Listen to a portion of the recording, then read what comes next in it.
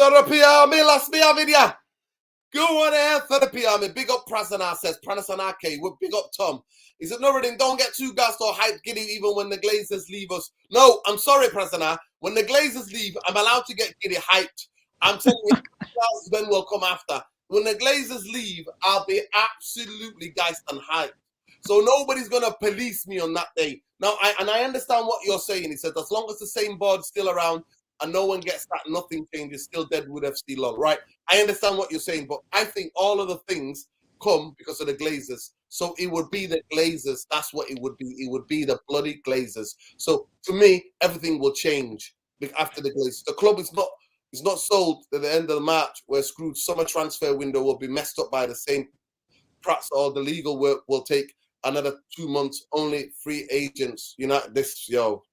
Could you imagine? Honestly, said everything I've been thinking, Prasanna. Prasanna, are you not sure you're my twin brother somewhere? Is this your burner account, or is that what it is? Are you not sure that? Are you sure that? Is this the? Listen, is this the? Tom, is this the that amount of times of me tweeting, and this is what you call artificial intelligence? That's made up of. I think this is your burner. Is this my artificial intelligence? Intelligence in the system, in the matrix. Is that what it is? Big up, man. Big up. Big up. Big up to the brother. Big up to the Starboy Steve, man. Big up. Big up Therapy Army. Welcome back, Tom. Tom, how are you? Where are you? Are you back in sunny? Thank you for the super chat, bro. Big up. I'll send you the link, actually, because I want to talk to you about what the fans are saying and how your fears are and the journalists, what they're writing. So big up to you, Star, man. But go ahead, Tom. Talk to me. Yeah, listen, that's so good and everything. But listen, these people in the media and stuff, I'm pretty sick of it at the end of the day. They're putting everybody in this, negative phase and everything like that. It's all British commercialised. That's why. If you ain't British or anything, then they ain't going to break you at the end of the day. They're not going to break somebody who they perceive as their own, are they?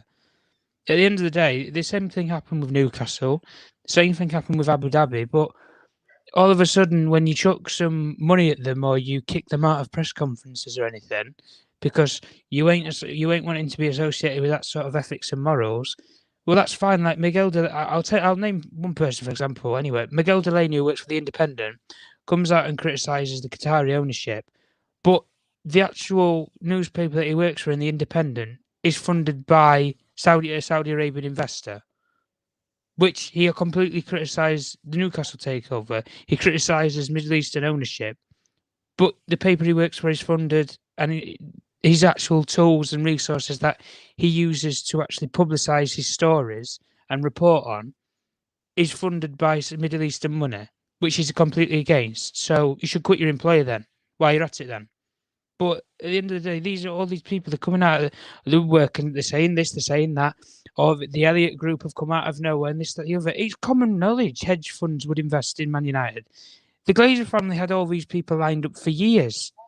But at the end of the day, as far as I'm aware anyway, with all these hedge funds and that, and different private investors from the US who want minority investment, they're looking at the Glazer family's asking price even to just invest minority. They want nearly £1 billion, and they ain't prepared to even shell you with 20% of the football club. This is how mad these people are, because they value this football club at £5 to £6 billion in an ideal world. And at the end of the day, £5 to £6 billion for 20%. If you knock that down, for every 20% of the football club, they value it at £1 billion. And in no case in hell, anybody out there with £1 billion does not know other billionaires or does not have other groups or organisations that would be prepared to go in with them at the end of the day. But I'm telling you now anyway, listen, you've got Sir Jim. All of this hype and all this focus and everything, I know this isn't an ownership stream, but let's just get one thing straight. This thing about he's going to come in and he's going to associate the debt and this, that, the other, he ain't coming in and he ain't taking this debt away. People are getting misconstrued in what people are actually saying. And this is why I say all of this negativity towards the Qatar sort of focus and everything like that, I think it's completely biased and it's completely, and I'll say it's xenophobic.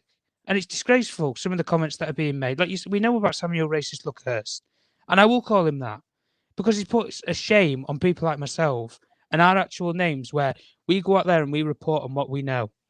We don't go out there and base our opinions on race, religion, or any cultural backgrounds to do with these people. What they do in their own country and their own rulings and laws, that's up to them. But if they're prepared to come into our country and our economy and invest in us and our day-to-day living, if that's the case, Samuel Luckhurst, so that's the case, Miguel Delaney, these technology devices that you own, laptops, iPads, computers, MacBooks, whatever, they're funded when they get created in technology. The best technology nowadays is from the Middle East. They turn Nokia bricks into iPhones in 10 years, in a decade.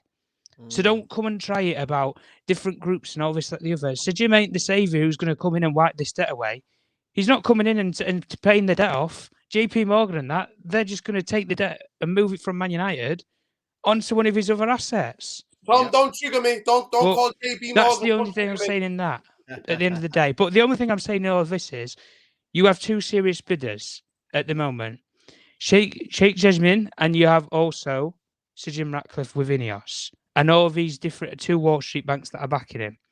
Private investors, as far as I'm aware, are two Americans, Stephen Pagliuca and HSBE, which are backing his bid.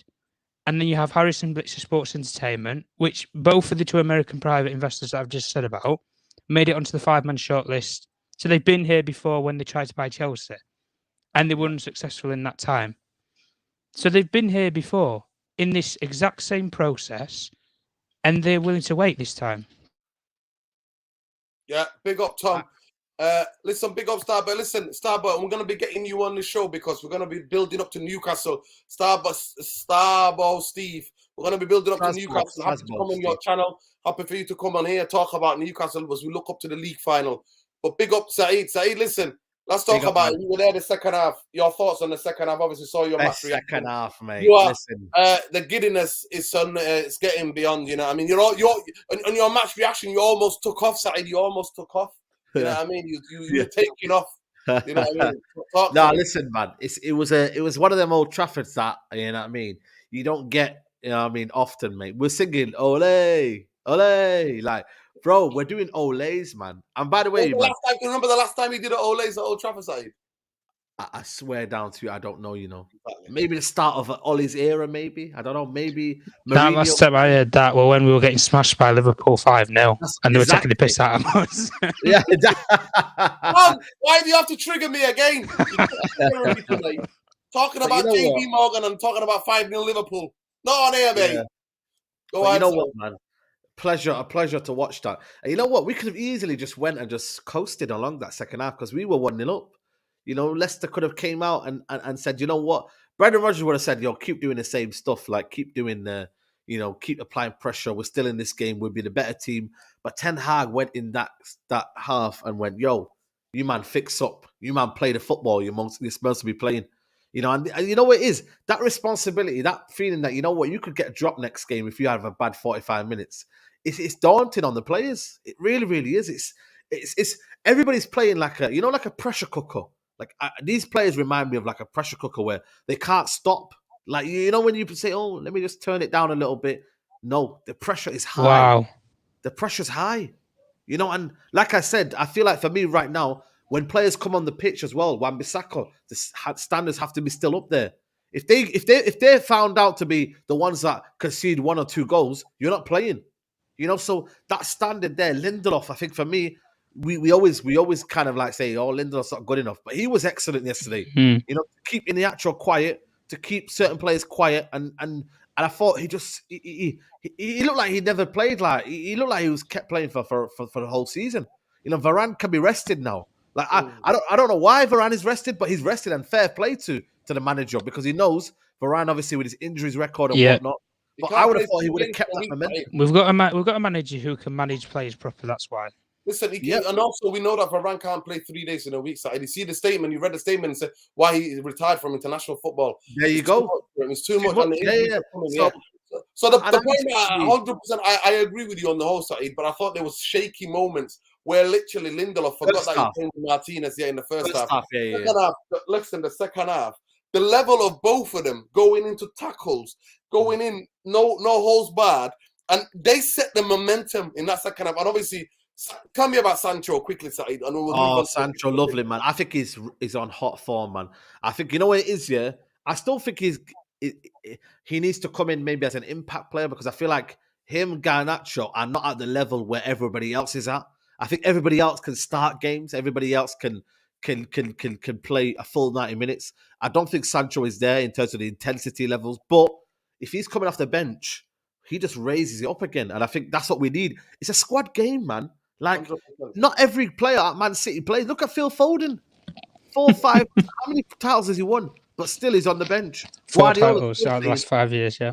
Yeah, like he's still saying, "I don't trust you, Phil Foden. You're not the main guy yet." Like, and he's feeling frustrated. He's got the squad, but listen, the fact that 18-year-olds being used, 18-year-olds making an impact as a substitute, it says a lot. And Manu Sosai came on. Oh, what a proud day after signing his long-term contract at Man United. Like I said, I've been not trying to talk about him, you know, because I was gassing up Mr. 11 for a long time, and you know what happened, innit? And I don't want all the spotlight and all pressure to go on him, but when he came on, tell me about the composure, because he was right in front of you. Yeah, composure, second to none. He won a tackle. I don't know if you've seen that tackle that he won, mate. I loved it, man. I think the crowd loved it. You know what I'm saying? Like, I think we'll see more of him.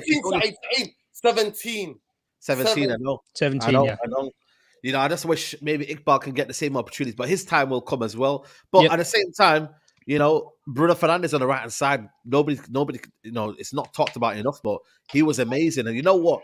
I'm open to honestly saying that I've got like a love-hate relationship with Bruno Fernandes. Like, sometimes I love him, sometimes I'm like, oh, you know what I mean? Like, what is he doing? Like, you know what I mean? It's chalk and cheese. It's like Marmite with me. Like, some days I'm like, I like it, but some days I'm like, nah, man, get it out of the way. Like, and this is what Bruno Fernandes does. He's frustrating, but you know what? He never stops playing. He never stops giving his all. And you know what? Fair play to me. It was, for me, man of the match. And I just think, for me, we created chances. They couldn't live with us, man. And their defense was shocking anyway. But we had to do that to them. Their midfield is very, very good. You know, they've got Maddison, they've got Mendy in there, they've got that Dewsbury Hall, who I rate. You know what I mean? So they've got good technical players.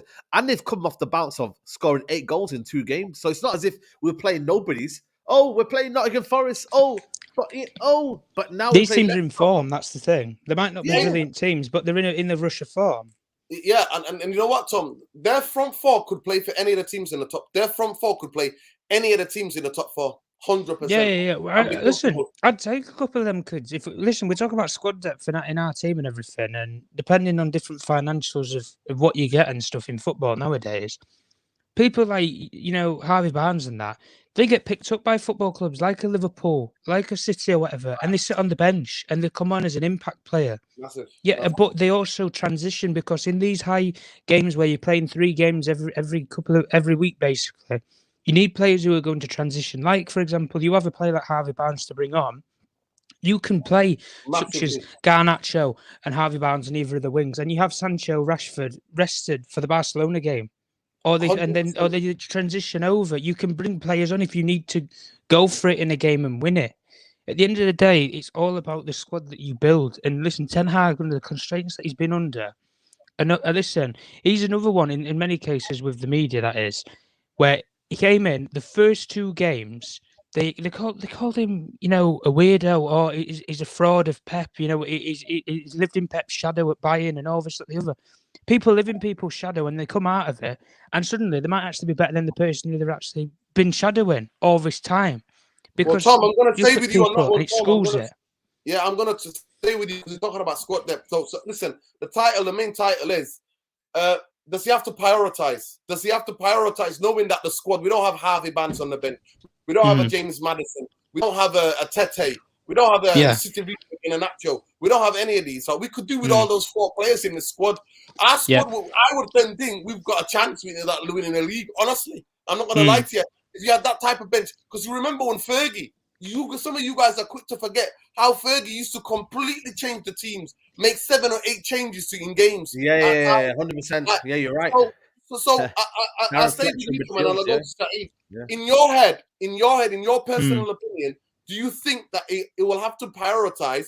Because at the moment, they're just playing on pure adrenaline. Pure adrenaline. I mean, we saw that in that first 25 minutes. I thought there was a mental and physical fatigueness. I think the goal gives energy. I think the Rashford goal gave everybody the energy. And then we saw out the rest of that first half without conceding. And then the second half, we just took control. So, Tom, in your personal opinion, where do you stand on this? Does he have to prioritise? Would you be saddened if we were out of the Europa League?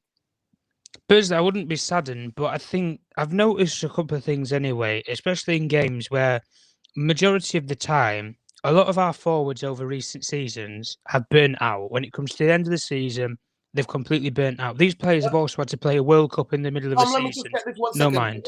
This is a big up Starboy Steve says, Saeed, my guy, love your content. Yeah, big up, bro. Big up. Appreciate it, bro. Big up. Alien Tenno as well. Let me just get this before I forget. Big up Alien Tenno. Alien Tenno said the bus outside OT for the Qatari was real. And then it's there, Starboski's here. But go ahead, Tom. Go ahead, Tom. Big up Khalees Ramadi Lassie, by the way. There's 100 of you here. Smash the like on the video, subscribe to the channel if you're not already subscribed. Go and check out the Straight Jacket podcast. We got into it, people. We got into it about the Glazers and the manipulation and what the media is doing. So go and check that out. It's important to check that out. But big up to every one of you. Go ahead, Tom. But no, what I've noticed anyway in certain games is it's almost as if, say, with Rashford, he's not using Rashford as right. I want you to press from the front. I want you to go all the way at defenders for 90 minutes. In a similar way, how say with Ralph Ragnick, where it was you press for 90 minutes, and I don't care if you're knackered, if you break your legs, if you're injured or whatever, you're fatigued. You go at 90 minutes. He's using Rashford in terms of bursts of the game. When Manchester United are on top, he will use him as the player who's going to stretch the line, who's going to stretch the back line. That's why whenever in these VAR checks or anything for our players when we're checking for goals, it's normally either Rashford or someone like a Garnacho who's got that blistering pace where they can burst away from players, and they're the last man in the attack that's going at the attack. They're the only person who's in the attack, effectively. Same as with Wout Weghorst. Honestly, right, I'll be really honest with you. I actually secretly love Wout Weghorst personally because what he is giving to this team, people think it's a case of you've got Peter Crouch and he's playing at camera, he's playing at centre forward. The modern day strikers nowadays, and the perfect solution and example is you look at Joe Linton, for example. He couldn't hit a barnyard door when he was playing striker for Newcastle. Eddie Howe looked at him and thought he's got the physical credentials. He can pass and move the ball, and he can link up play, and he can hold on to it in the middle of the field for us. Therefore, I'm going to try and move him into midfield. If it doesn't work, it doesn't work. But he's moved him there, and it saved his career at Newcastle. Wout Weghorst, for example, he's not got the pace where he can burst into the box and get onto the end of crosses or anything. You need to stick the ball up for him in there and let him get onto headers or latch onto things. And yes, people can say, well, he got beat in the air against Barcelona against people like Gavi. And you think he's 6'6" tall and he's getting beaten by people who's about 5 foot yay big. But I look at certain games with how Tenhag is managing these players, and I think he's using the right players in the right games. And the sort of rotation he's doing, he has got a plan and thinking behind it because he's looking at it and thinking, right, well, Martinez didn't play the Barcelona game for obvious reasons of suspension. Varane played the full 90 minutes. I need to give him a rest, and I need to manage these players because physically, if they play too many games, they get muscular injuries. And then suddenly I'm in a crisis because if Martinez isn't there because of suspensions and Varane isn't there because of injuries, oh shit, we're back to square one. Maguire and Lindelof. But you stick someone like Lindelof next to a Varane or next to a Martinez, I don't panic, me personally, because I think Lindelof is the next best option. And I think Ten Hag knows that. Even if push comes to shove, he knows that he can rely on someone like Luke Shaw. Because Luke Shaw, as an outball for a left-sided player, is just as good in terms of distribution out of the box than Martinez is for us. And at the end of the day, when players like Luke Shaw actually went to Ten Hag, as far as I know, and said, I want to put myself forward. I want to play left centre-back. When we had nobody to play there, Martinez was coming back from the World Cup. He didn't, hit the ground running or anything like that because he needed time to acclimatise back into the league and offer that moral high that he had with Argentina. So Ten Hag looked at him and thought, you know what, I'm going to give him a go. The Manchester derby was a proven point of why he should have been given that go. The Barcelona game as well. For majority of the game, he did a solid job. So in terms of Ten Hag, he's managing these players perfectly in terms of their own personal programs and developments, and he's not burning them out. This is why I think we are keeping a consistent. It's not a case of consistency in terms of blowing teams away 5-6-0 because we don't have the squad depth to do that week in week out. We don't. It's a fact. But if you can still hang up in games where you win 1-0 or you get the fair scrapings, like the Leeds game, for example. Last season, when we would have had a burnt out squad, that game would have ended 0-0 or would have lost it later on in the game. But no, we keep the fight, we keep the desire, and then when the momentum in the game shifts to us, you go all for it, and you send all of your best players full throttle forward, full throttle heavy metal attacking football, and you go for it. When we need to stay compact in a game, we do it, and we shore up the game and we see the game out normally. So, apart from will kicks. So in answer, Tom, you reckon that we've got to go for it and see what happens. In terms of when we're on top in games, when we're on top in a game and the momentum's with us, like for example, the first half against Leicester was not the time where you go for it in a game. The second half where you refresh, new ideas, and if you get to that 0-0, luckily we went 1-0 up. But if you get to 0-0 at half time, that's when you need to think, right, now we need to put his foot on the gas. This is the time. This is our moment. We're firing at the Stretford end. Let's go for it. The crowd's going to be behind us.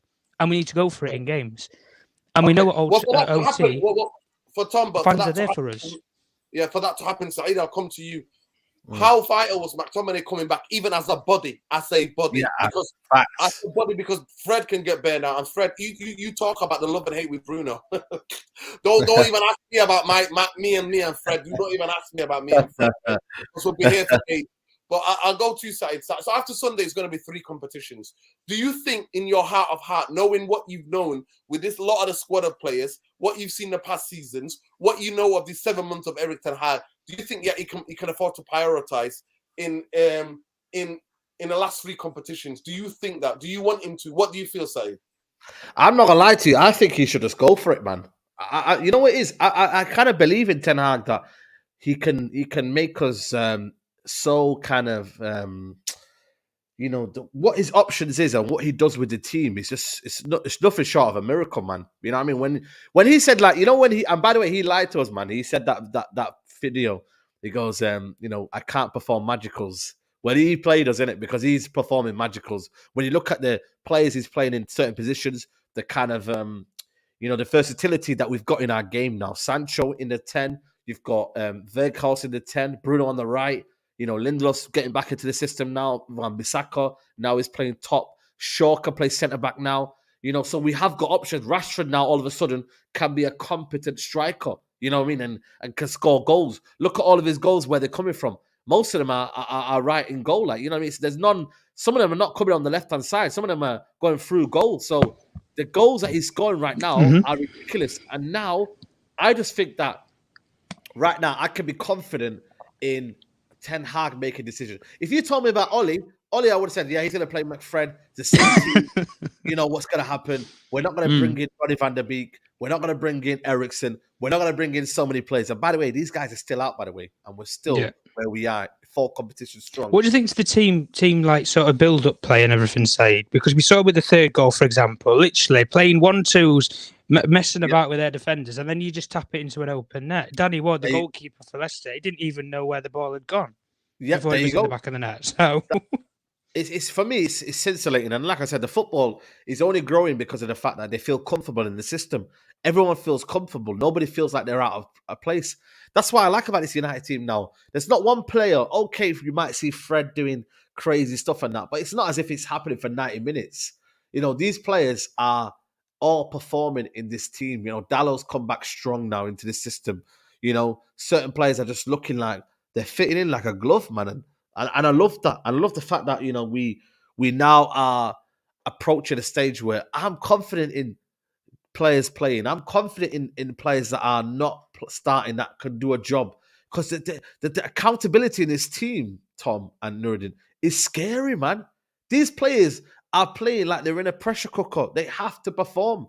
They can't slouch. And this is why I'm like, bring it on. Yeah. Bring on Barcelona. Bring on Newcastle. Bring on West Ham. We'll deal with them. We'll have them. We can do it. And that belief and that momentum, I get it. There's going to be injuries. I get it. But we've had a lot of injuries right now. We've had Casemiro out. He hasn't really proven anything right now, because Sabitza's come in and worked very Mhm. well. And now, he's back on the weekend, Casemiro. So it's like we've overcome so many kind of tests, and I feel like now we're just stronger. Like I said, Barcelona straight onto this game. We beat a Leicester team who had a week off, a full Yep. week off, and we beat Leicester like with ease. Oh, we're You know, getting Olays, weren't we? Olays. And they were the one that were looking like they were slouching at the end. So I just feel like, for me, any test that comes our way, we're still doing bits. Tom, Yeah. if I'm being honest with you, we're doing bits. Yeah, but in terms of the whole sort of, like you just said there, side about the momentum, like the confidence when you go into games, like people were optimistic that you're going to go to Barcelona, like you're going to go to Camp Nou, that biggest European stadium, the capacity, the atmosphere. Even though with the turmoil that football club's in, you're going to go there and you're going to impose your own game, like we did. Yep. And effectively, we turned up there and we took the piss in their own backyard at the end of the day, with the sort of movement that we was doing, the tools that Tenhag operated with, basically having a four-man people up front against four defenders. People would think in many cases you have four attackers going at four defenders. As soon as they break through that, you're in trouble. But you don't worry in these sort of scenarios and that. And that's where my question comes with, in terms of where we are confident now going into games where we can go at it. In terms of that confidence, let's just speculate in a sense of, if this man gets the proper players that he wants in, if he got that permanent striker that he wanted, instead of maybe a Wout Weghorst, if he got the replacement recoveries for centre backs like Varane with injury progression and things like that, maybe gets a bit permanently and maybe a couple more midfielders. If you get that perfect cover there, where can this man take us? Effectively, is my question. Yep, there you go. So it's like, and I feel like for me, that's where I'm like, I'm not really worried about the games now. Before I was worried. If you ask me this question, I don't know, maybe Last year. Let's do it last year. This time Even last last year. year, last year. Ollie was gone and everything. Ragnick was in charge. Yeah. I would have been seriously worried. And even in the near term, I would have been like, okay, Ronaldo leaving, what we're going to do, man? Weghorst. And I was a bit unsure. But now, the manager's gone through every game, played a strong team, had the mentality. I called it United right now. There's a siege mentality with Man United. And they're never going to stop. Like Man United, we're never going to stop. And that's what the players are doing. The players are not stopping. The manager's not. The manager's now performing like the players. He's actually, you know how normally Ollie was on his iPad and that, and he was doing this and whatnot. Like, I feel like for me now, it's like certain situations. I'm looking at the manager. He's even involved now. He's even involved in what's going on the football pitch. Like, and that's what we want. We need a 12th man. We need it. As much as the fans are the 12th man, we need a manager now who could actually be the difference between their manager and their players as well. So I think 3 games proved to him this season about how much the Old Trafford involvement is massive. I think it was the Liverpool game, after the 2 defeats for Brighton and then Brentford. Yeah. That Liverpool game, I think the fans in the stadium, I think that's when he realised, oh shit, this is the famous Old Trafford that people are telling me about. And then he realised that, and the Arsenal game as well at home, do you remember the Arsenal game at home?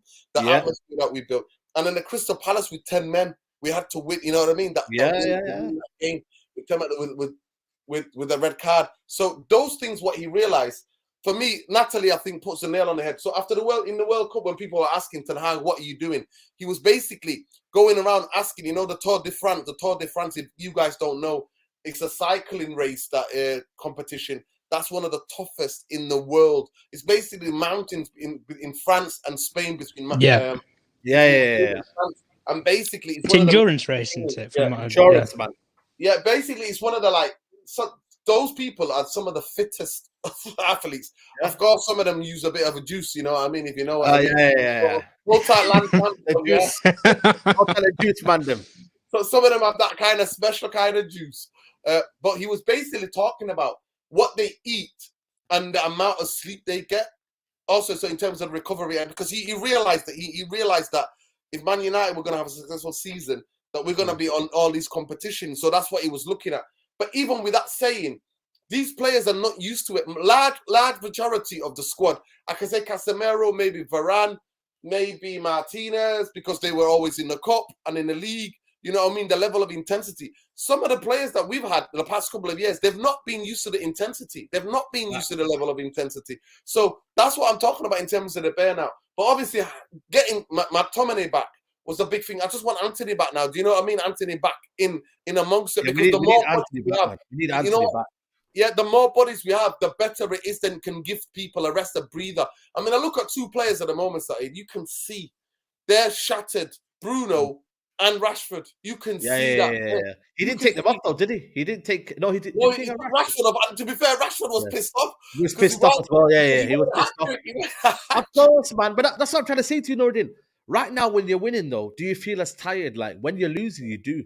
Yeah. So these guys are just fit as a fiddle. These guys are pressing. This is why their cause is so important, because he allows them to press. Yeah. And then they can now preserve their energy all of a sudden, because they don't need to press as much sometimes. Yeah. He's pressing across the front three. He's there. He's everywhere. He's there. Bro, this guy don't stop, man. It might take him half an hour to get there, but he gets there. That's the funny thing. Last season, they were doing two things. They were Ronaldo running, and they were doing their running as well. Now, they're saving their energy because Verkos is running all for them.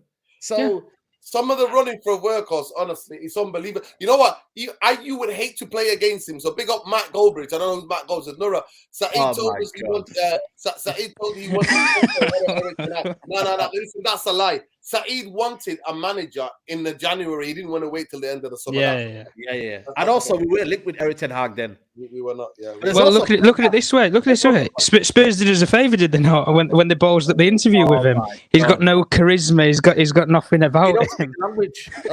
He doesn't speak the language. You know this. That was another thing that the board they lied to us. You know, the media.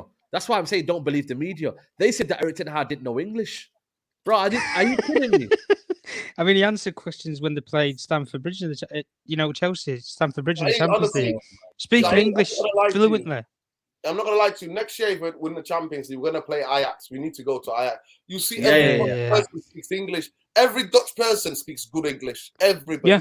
It's not their native language, but they speak it. It's a second, if you like, a secondary language. Like with Ten Hag, the coaching that he's had and everything, where he's understudied as a coach. He knows the language. He knows German. He knows English. He knows, he does. The only language, as far as I know, that Ten Hag doesn't know is Spanish. But in terms of his assistant, Michel van der Gaag, who studied through the Portuguese coaching system, he knows all the different languages. He knows English. He knows French, Spanish, Italian, all of the different languages. So in terms of a mix of a group of players, you have somebody who's a native speaker of all of those different languages.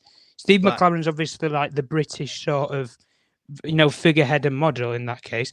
Benny McCarthy as well. He's like I would say he's like the personal development coach. He's somebody who you stick him with a player for say 6 weeks and say, go and develop him. Go and get his confidence back. Go and make him the player that he was when he came from this club or when he came through the academy. Go and make that player great again. And these appointments that he's made, it's smart. And yes, the only thing that's missing out of all of that is the fitness coach that we've always said about. But as far as it looks like, anyway, they're being able to manage it. I'm not hearing a lot of muscular injuries like we had the previous seasons. You can't help things that happen with Eriksen and that's out of your control at the end of the day. But in terms of muscular injuries and fatigue and tiredness, these players have played a World Cup as well. You know what? As much as, like I said, we don't want any injuries with Eriksen. Let me ask you a question. As much as we don't want injuries with Eriksen, I'm glad we also bought Sabitzer. I think we should have bought Sabitzer, regardless of Eriksen, if he was injured or not. Because did you see how much he was around the field, Saeed, in 90 minutes? Yeah, I told you about this guy when he came in. He couldn't play 2 games back to back, and he wouldn't break a sweat. His ear is there. He's everywhere. Yeah, he's like, we should have bought him anyway. It's like Casemiro.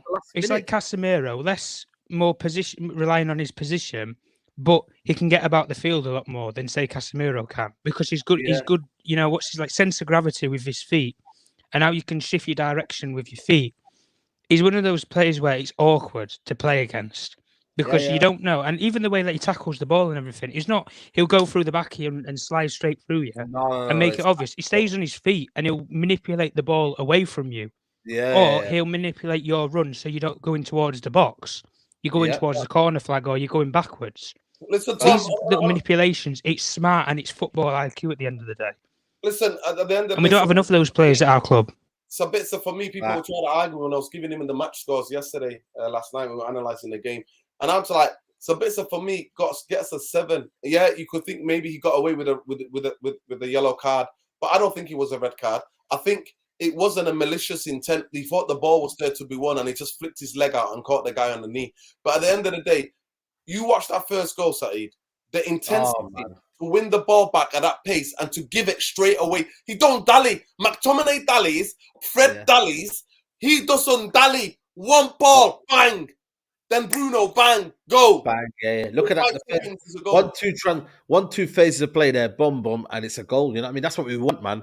So I feel like for me, Eriksen, you know what I mean, he's injured. And like I said, you know, we hopefully he comes back in there. But we've got options now, man. You know what I mean? Imagine Eriksen coming off the bench. Bruno have a rest.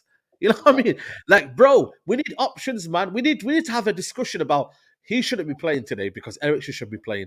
That player shouldn't be playing today because we want these kind of like solution. And by the way, I didn't know there was another earthquake in Syria and Turkey, man. So thoughts are with the people. I didn't know that. Apologies. So man, thoughts are with the people. Apologies. Listen, is there's going to be thoughts with all the people there. Yeah. But the death toll is still rising from the first one, Saeed. Thoughts of man. Sad. Listen, I'm telling you now, it's a lot of tremors. You know, when earthquake hits, there's other earthquakes come afterwards within a couple of weeks because of the tectonic plates. I remember studying this when I was like aftershock, yeah. Like, yeah, the aftershock, but sometimes the aftershocks are straight away, and sometimes other earthquakes are coming down the line. So even now in the areas, it's these plates, man. They just keep moving. These tectonic plates, so it's crazy. It shows rest in peace, Atsu as well. Atsu as well. Yeah, Atsu, man. You know what I mean? Like the death toll is still rising from the first one, so it just shows you. And the U.S. government are not allowing people. They've got sanctions against Syria. They're not allowing aid to go through. I'm like, who made you? Who made you the police of the world? What are you on about? And then people will tell you Qatar human rights. What about human rights for the Syrians? Well, there you go. At the end of the day, they've moved heaven and earth, haven't they, to help, such as say Ukraine with the war. And I know that's a different circumstance, but the Middle East, this is a worldwide, like, climatized tragedy that's happened. At the end of the day, in this case, nobody's at fault but Mother Nature, and there's nobody from Mother Nature that you can blame other than Mother Nature itself. It's not like you can blame one person. Like with the war that's happening in Ukraine, it's with Russia, it's with Vladimir Putin. In this case, who do you blame? You blame Mother Nature at the end of the day. These things and that isolation of the world, it's problematic. But Tom, in a perfect world, we don't live in a perfect world. No, we don't, and that's the thing. Listen, in more humane world, these places where these cities people live, where earthquakes keep happening, we will build, because different parts of the world, like remember San Francisco used to get earthquakes back in the day. Japan gets earthquakes, but they build buildings, Saeed, that can withstand, that keep people safe. Of course. And don't crush people. Like honestly, there are I remember a couple of years back, about 4 or 5 years ago, there was an earthquake in Manchester. It was a little tremor. People felt it, but at the end of the day, we didn't get hit like the way Syria and Turkey are getting. They're getting it really big time. So I just hope that the community of the world, I know everybody's not governments, innit? Governments don't dictate people, but everybody's heart is with them and our hearts are with them. So we hope and pray for them, and we hope that the casualties are nowhere near as the first one, but our heart breaks for people, the children, the women, everybody, man, the human beings, and everybody who's suffering in this world. So hold tight to the people of Turkey, people of Syria. Man. Our thoughts always, and we pray, man. That's all we do. That's all we can do. We can pray and give. They're collecting blankets and they're collecting all sorts of things. And I'm not donating, and people have been told about that, but it's difficult. You can't even get it to the people in Syria. Do you understand? No. Yeah, and listen, there's just been some breaking news anyway regarding Manchester United in terms of the fact that the season tickets have been increased by 5% for the first. I want to follow Leslie now. She's not going to be happy. They're putting up the prices and everything, and they're establishing that they're going out the door. Let me ask you a question. Is that linked with the ownership? Is that anything to do with the ownership? Or no, I wouldn't say it's linked to the ownership, because I think any new owner is going to come in. They're going to set their own price. Like I say, with Nuruddin just said that, it's the running cost, it's the profits that you make, because they cannot self-sustain through the season. They couldn't buy any players in the January market. That was how bad the financial constraints were. If they're leaving, if they're planning on selling the football club, why would they announce this now, though? Why? is that just kind of like a worry for United Well, fans? To look at the pattern here, Said. There's all these different worries. Like, first of all, it was, oh, they want to buy the relatives out. Secondly, now you have a company that sticks where you can use Elliot to manipulate the fan base. Then, third of all, you're looking at increasing the prices of the tickets, so it looks as if that you're wanting to stay long term. These people will be forced into selling the football club because they've manipulated the share price valuation where it's nearly doubled. You cannot manipulate the markets and the stock shares like that. You just can't at the end of the day. And they've already dropped themselves in this shit because yes, they covered all bases in that first initial statement where we're looking at strategic alternatives, either a minority investment or a full sale. As soon as you've put full sale in that statement, you've already shut yourself anyway, because if the share price has doubled, Liverpool's share price hasn't doubled. That's how they've been able to backtrack on that. Manchester United's share price and the value of that football club is far surpassive of what Liverpool is. Liverpool and FSG wanted £4 billion for that football club. Some of these bidders who are bidding for Man United are not even bidding near 4 billion in this case. The only bid that has surpassed £4 billion, as my knowledge anyway, is the Qatar bid, and they've bid 4.5 billion. They bid 5 billion euros, which equates to 4.5 billion pounds. And with how the pound is weaker than the dollar at this moment in time, and euros and things like that, the Glazers will want to get paid out in pounds. So then, in an exchange rate, they get more money through that as well. And then the debt with whoever comes in, they have to pay that out of the shit out of the price that they're paying already. Or if the Glazers want to manipulate it even further, they will say, well, we're not taking it out of our cut and out of our wage. We've earned that money, and that's our price.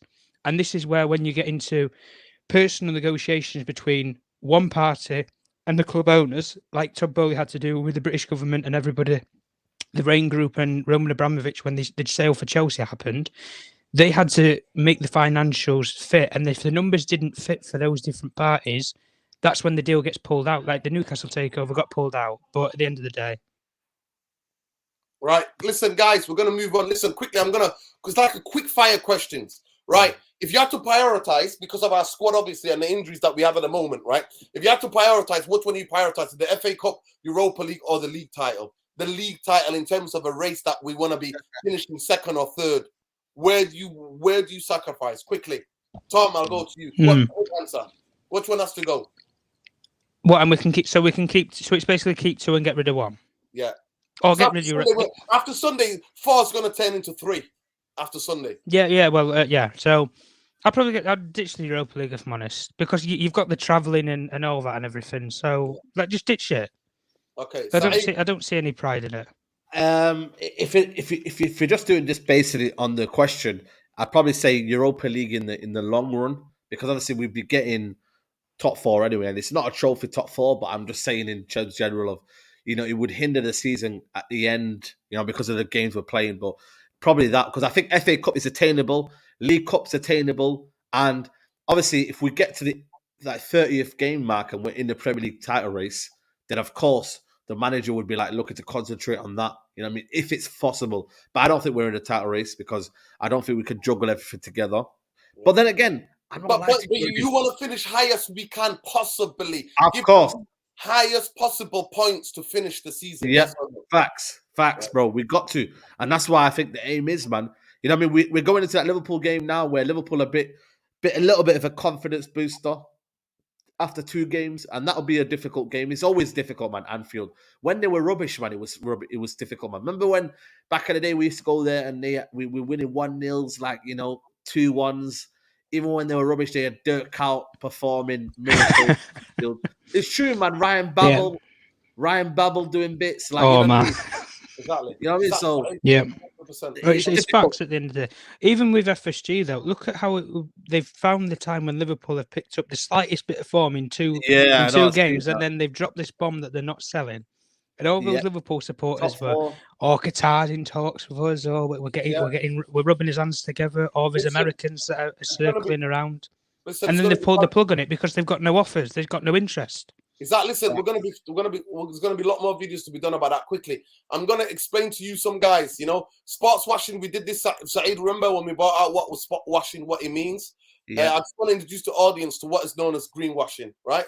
Well, I don't know about advertising, marketing, spin with green PR, green marketing, and deceptively is used to persuade the public on organization, products, aims, policies, environmentally friendly. Companies that intentionally will take up greenwashing communication strategies, often to do in order to distance themselves from environmental lapses of themselves and their suppliers. So this is where it applies. So obviously, we both of us, Tom is a journalist, me and Saeed just observe everything to do with Manchester United and everything to do with what's going on in the world. Now, everybody's accusing Qatar of sports washing, but there's only a couple of journalists with integrity that's going to tell you about this Ineos, the reason why Ineos want to take up the debt. Why do Ineos want to buy Manchester United when Jim Ratcliffe's already a season ticket holder, lives in the West End? The company is based in where? Monaco, tax-free, right? So global multinational company that's not paying taxes in this country, but then it's the British bid, isn't it? It's the British bid,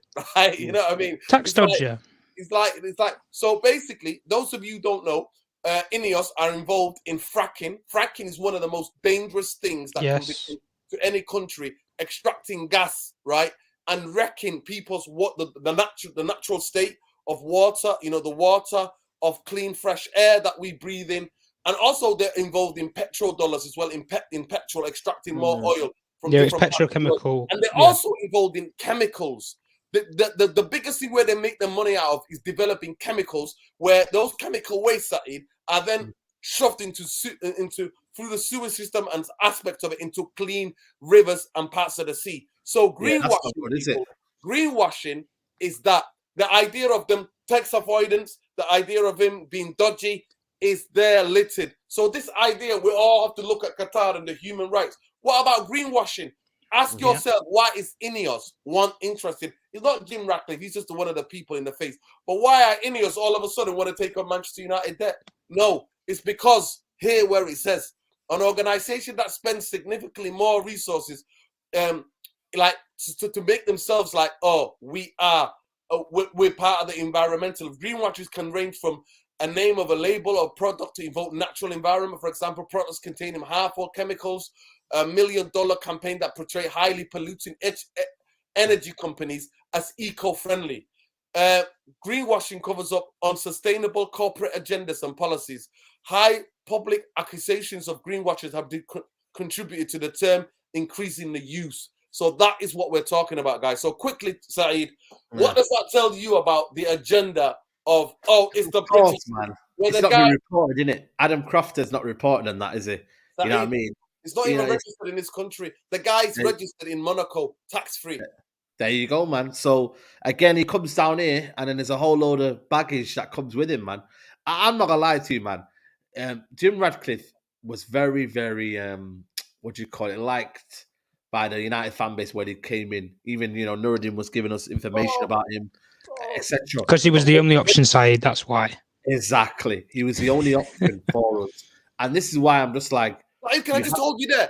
Listen, the reason why, because every time I ask fans to come to the Glazer protest, let's do the campaign, especially on Twitter, not a penny more. People are like, well, the Glazer, who's going to buy us? So Jim steps forward, and we're like, yes.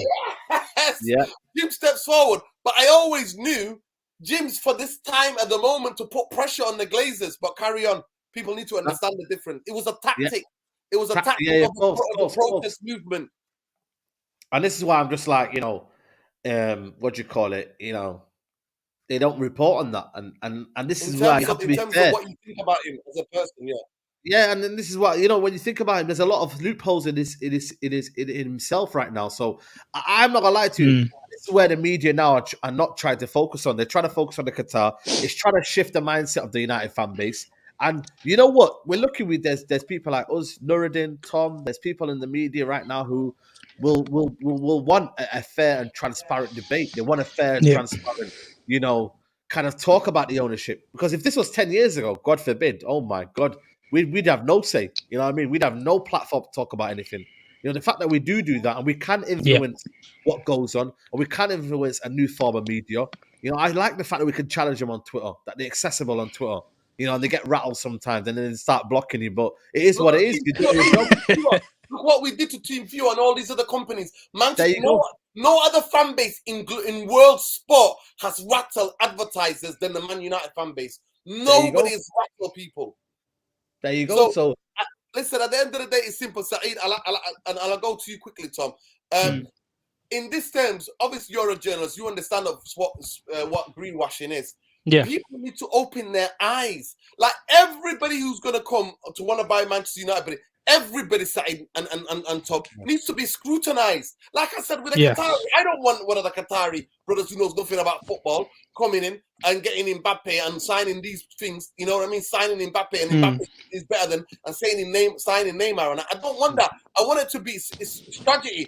Saeed on the Straight Jacket podcast talked about what's happening at Chelsea. And Saeed's telling you, we don't want anybody coming in and do what Todd Bowley's done. You know, you understand what I'm saying to you? Yeah. But Tom, people don't understand what their agenda is. As you know, you're a journalist and you spoke about it before, but quickly, please, before we move on to the last section, the last question of the thing, give me in 2 minutes, sum it up in 2 minutes, right? What you feel about the agenda behind Jadon Sancho for Ineos, and why are the journalists not applying the same standard as they're applying to Qatar? One word: British citizenship. That's why. British citizenship. If this guy had a Monacan passport, if he had an American passport or whatever, they would not be treating him with this moral high ground and this sort of, dilemma and rapport at the end of the day. But even in these circumstances, you've just broke it down there. He is not an English taxpayer. All his companies, his registered offices and everything is in Monaco, tax-free. The Glazer family, in this same case, right? Do you know where Manchester United's offices and everything is registered in? Take a good guess. Cayman Islands. Cayman Islands, there you go. Tax-free. So how any of this sale and everything of Manchester United, they're getting tax-free cash. So they've got no tax to pay on the British tax, American tax from where they actually originate from, nothing.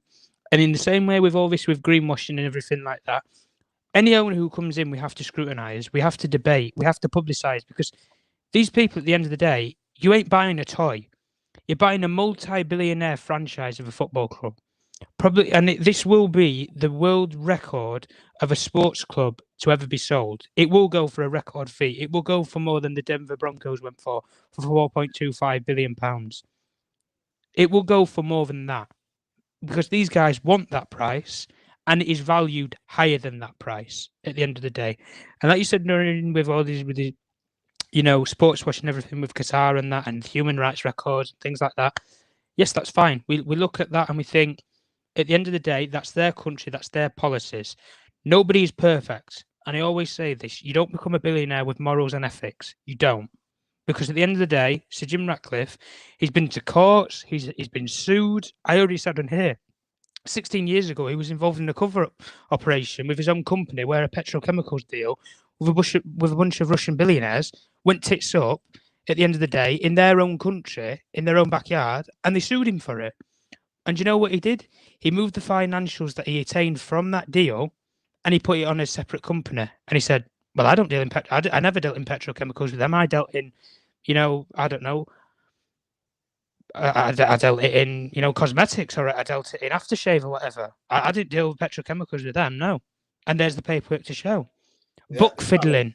And at the end of the day, we've already seen what's happened with people who, cook the books, if you like, is what people are quoting. We've already seen it with Manchester City.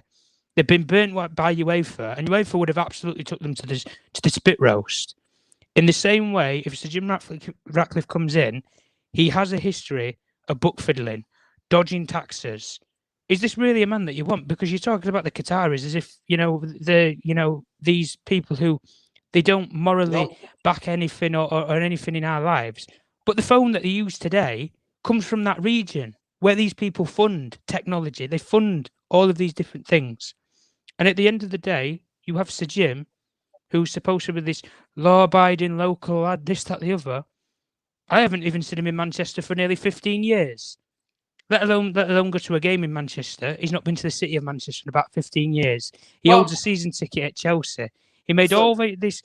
Listen, no, just let me make this last point anyway, Nuruddin. He came that late out of the woodwork to buy Chelsea Football Club. Right at the end, he made an interview, he made a PR campaign, everything at lastminute.com.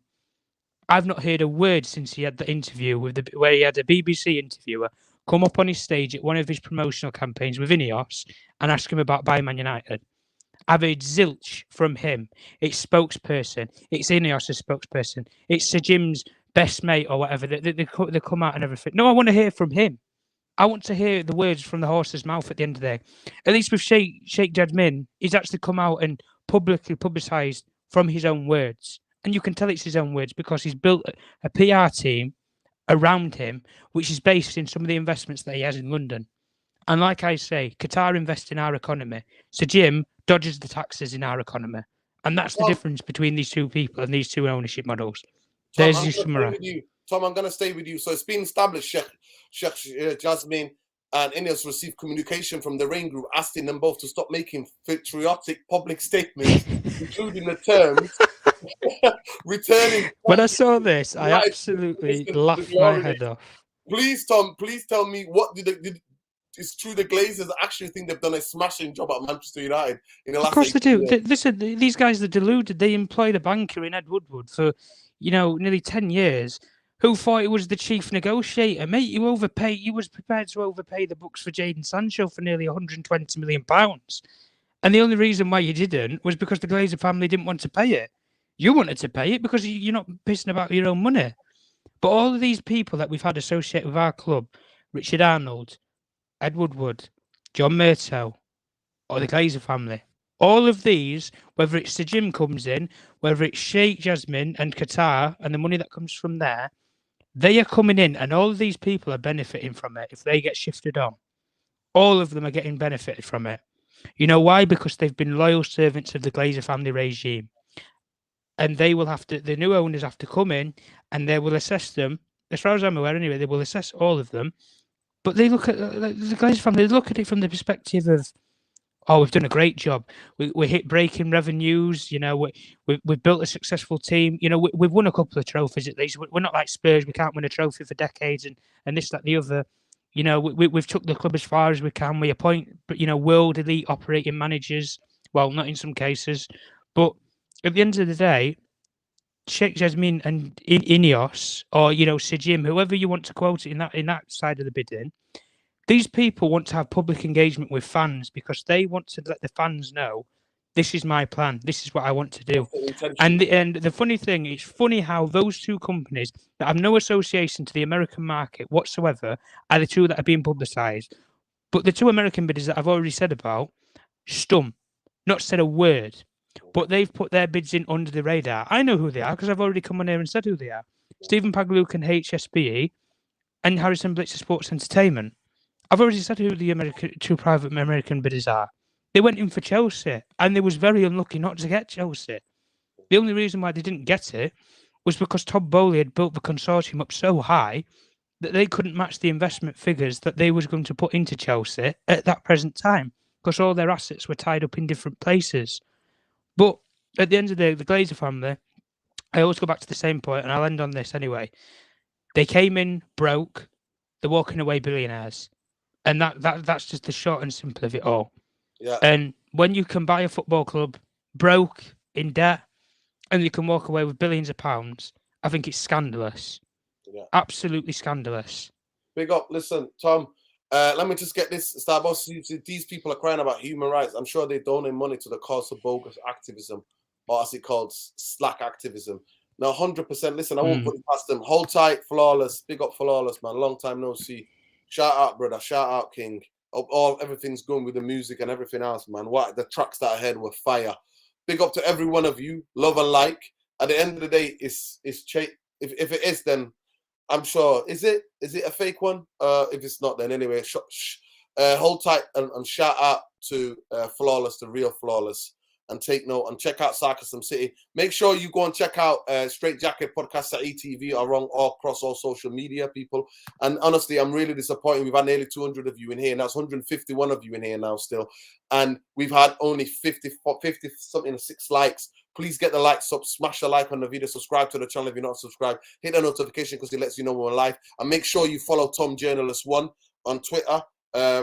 And you follow him on this channel. I don't know if he goes on any of the YouTube channels, but he's a member of Therapy Army, part of the community, man, a valid member. And we always love his insight. So big up to every one of you. To me, it sounds ridiculous that the Glazers ever thought that they were, like, literally, that they are loved. How delusional is that? I'll read it slowly again to you guys, just for you just to understand how psychopathic these people are who own this football club. It has been established both Sheikh Jazim and Ineos have received communication from the Rain Group asking them to stop making patriotic public statement, including terms such as returning United to the glory years. This is Simon Stone. It's unbelievable, honestly. It's absolutely unbelievable. That because they don't live here, they're living on there. Do they not have social media? Do they not know that their kids, that their kids and their sons and daughters are that we've been getting asked questions on Instagram and everything else on that campaign that United fans did? Where do they live? Where do these people live? Honestly, I don't know. They live in another world, but it's the level of psychopathy. It's because they want to protect their brand. That's what they're doing. But big up to Khalis Ramadan Lassi. Make sure you go and check it out. Khalis Ramadan Lassi at Khalis Ramadan Lassi. Make sure you follow him. Big up Alicia as well and everybody. And big up Steve. Big up Alien Tenno as well for the super chat, brother. Big up to Steve Starboski for the super chats as well. And big up to every one of you. Listen, the Glazers have raised the price of this money. Glazers have raised it because they don't want any money taken from anywhere out of the club. So they're going to let the fans feel the pinch because they're saying that, it's because of the running costs. So why don't you do good thing and think, okay, most fans are working class people. They don't have the money. We'll do that bit. It's not going to cost them. There is peanuts to them. They've made millions and millions and millions of Man United. No, they'd rather put it to the fans. That is what they do. That's who they are, people. In the biggest cost of living crisis ever, where they could help the fan base, what they've destroyed the football club, there they are, putting, 5% on all season tickets. That just tells you. Shocking. That just tells you. And majority of people who go to games have got families, kids, you know what I mean, households where the food skyrocketed. So this idea that they care, they don't give a damn, people. And look at the way they do it. They say, it's 11 years. Well, you've done it 11 years when it's the worst cost of living crisis, isn't it? You wait. But they don't live in our country. They don't pay their taxes in our country. Anything really. So what do they care? Find out where Man United registered. Cayman Islands. And if they do a full sale, they're gonna get tax-free. Tax-free. Pocket every billion. 6 billion pounds tax-free and everything. Between 6 of them, they get $1 billion each. $1 billion each between all siblings. Listen. Depending on percentage cuts. But even these people, like you say with Sheikh Yadmin and with Sir Jim Ratcliffe, the way that they worded their statements is one of them said that they're buying 100%. The other saying he's buying the minority shares, so the Glazer family shares. In either or case, both of them are buying the same. Both of them are running the same thing. They are buying 100% of Manchester United. They are basically buying the control of Manchester United, if you like. But if they want to own 100% of the football club, they have to buy each and every single one of the shareholders out, unless the Glazer family want to take it off of the New York Stock Exchange just before they actually purchase the football club, and then the appropriate owner can buy the shares off of the different shareholders. Or, when you have people who own 2%, 3% of the football club, they have to buy each and every single one of them out. However, they can only do it based on what the valuation of the share price is on the New York Stock Exchange after the sale is done. That's why I'm looking at and I'm thinking any of the people who are in bed with the Glazers are going to want that staying on the New York Stock Exchange when it's sold, because their valuation and the share price after the club is sold will still be at the same record-breaking figure from the following week, because no figures can change after a week of a business transaction. Figures don't change at the end of the day. They stay the same. And then in that week, they're going to hope that the new ownership of Manchester United are going to come calling to them and say, I want to buy you out. If it's in the case of the Qataris, I think they would look at buying everybody out because they'll want full control over it. They don't want minority investor here. They want it all for themselves. Whereas Sir Jim, he's struggling for money is just to buy the Glazers shares. So God forbid how he's going to buy the 100% ownership right of the club. He'll just have the minority share and he'll probably keep everybody else in bed with him who's been there with the Glazer family all along, because he's struggling and scraping at the barrel to even get the money to buy Manchester United in the first place. And the pricing strategies of these two groups, because these are the only two groups that have official bids, and that the sort of figures are either being speculated or are a fact. At the end of the day, the way that these groups are going to manipulate the Glazer family is in the exchange rate or the actual currency that they use to bid with. The Qataris use the exchange rate of we bid €5 billion, which equates to about 4 billion to about £4.5 billion, which in many cases, that is the share price of this football club as we speak right now. And it's doubled over time. 10 years ago, this football club was probably valued 10 billion, but probably valued, 1 billion, 2 billion, around that sort of figure mark. But as football's modernised, and like I say, the value just of a Premier League club has risen so much, and then the valuation of the biggest commercial Premier League club that you can get in Manchester United, that's why this price is so skyrocketing. Listen, and like I said, the cards are all with the Glazer family at the moment in time, listen, but they haven't got a piss pot of cash that they can keep around and stay around forever with at the end of the day. I'll say to all Therapy Army, listen, please smash a like on the video, subscribe to the channel. By the way, it's the real flawless Mr. Take Note. So go and check out his music, Mr. Take Note, Sarcasm City. Go and check out Sarcasm City. Like I said, go and follow Tom Journalist 1. John just broke it down for you there, literally broke it down by point on what could happen. But at the end of the day, we here on this channel, we have to see it to believe it. Honestly, the Glazers are manipulative to the extent that they're now doing what they're doing, letting people think that this is how delusional they are. There's delusion and there's levels to this delusion. Like levels, like what can everybody can see. If a Marshall landed tomorrow, he'll know Man United have been run bad by the Glazers. Everybody knows that. But big up to everybody. Love and light. Smash a like on the video. Subscribe to the channel. Go and check out Sarcasm City and Mr. Take Note. Check out the music and also all of the various sporting things that they do. They cover basketball. They cover all sorts of things. UFC. They cover all sorts. So go and check it out. Sarcasm City. And big up Mr. Take Note as well. Love and light. Tom, enjoy the rest of your evening wherever you are in sunny Seven Hill, cold Sheffield, or you somewhere. Yeah. Or, I think you're advising the rain group. That's what I'm guessing. I'm on different time zones, my guys. There you go. He's the reporter on this side on the rain group. There you go, Tom. Keep us abreast of whatever thing that's going on. And big up to you. Love and light. Nuruddin, I can read your mind. Go on, lol, 24/7. There you go. Big up, Prasana. Prasana, listen, are you the equivalent of me, but you're an artificial intelligence inside the phones, inside the computer? I think that's what you might be. I'm telling you. There you go. 7 days a week, lol. He can definitely do it. But please smash a like on the video. Subscribe to the channel. Guys, we're on a drive to get this 7,000, genuinely. March is my birthday month. I said to the end of February, but we'll increase it to the end of March now. Let people know about the community, people. Let people know about the community. Big up. Love, like everybody, and check out Tom Journalist 1, Saeed TV on all across all social media, TikTok, Instagram, and YouTube as well. And he's always doing playing computer as well. So go and check out Saeed and his madness, his FIFA, him when he's doing his FIFA things. But go and check out the Straight Jacket podcast as well, people. But love and light, take care. We'll lose or draw, Glazers out, bankers out. We will not be manipulated.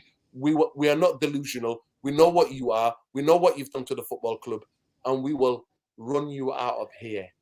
Peace. We've run you out of business. Peace. Take care, people. Peace. Good night.